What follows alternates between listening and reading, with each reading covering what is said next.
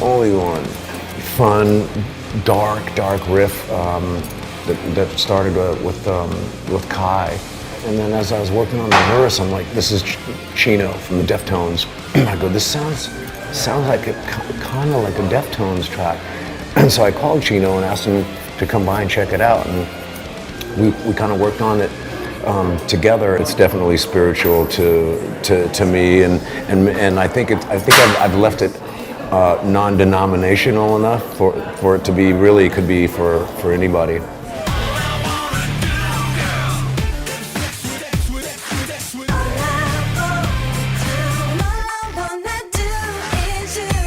All I want to do? Oh. That started off as like a just full-on stripper track. And the more we worked on it, it started turning into less of a rock stripper track. It turned into a full-on dance track, which I'm happy about. It's probably one of my favorite tracks on the record. A friend of mine, his name's Skrillex, did some programming on it, and he's a badass. His name's Sonny Moore.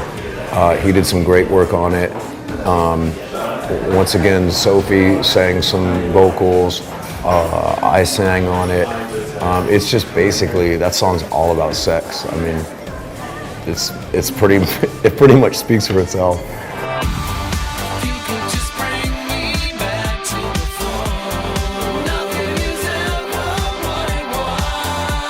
This is an interesting one for sure.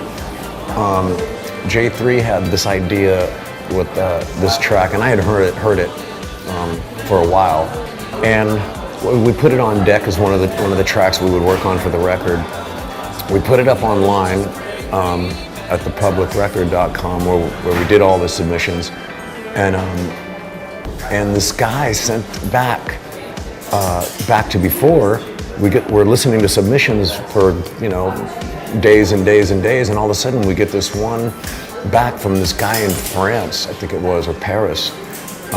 He sped up the tempo, I think 4 or 5 beats per minute, and just threw us back like this crazy remix. I was like, whoa! I never even thought of the song being like that. So we basically scrapped the whole song because it was just kind of a mediocre sounding rock track, and he sent back this total remix of it, which was sped up a little bit more, still the same chorus, same kind of melody, but the track just took that was probably the biggest 360 it took with making the record with the rest of the world. That one, once that came back, I was just like, whoa! I just totally rethought the whole song, and we scrapped it and redid it and did it the way the person submitted the part idea came back. So that one got full on Frankenstein.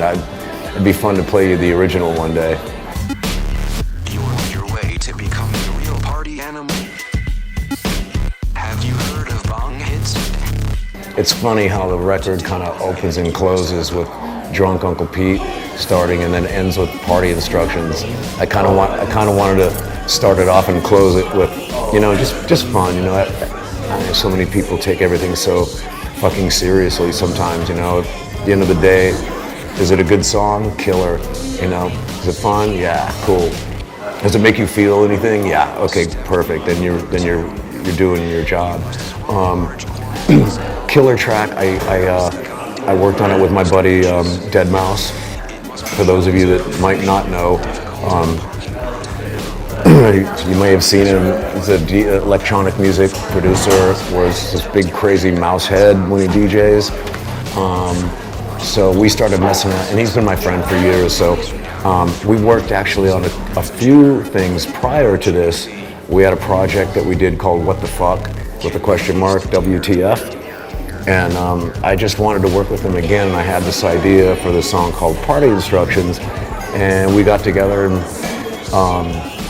and built this track, which was awesome. And there's actually a bonus track too that we did together called Let's Go, that I don't know if you when you're watching this, you'll have heard it or not yet, but we did a couple tracks together, so it was a lot of fun.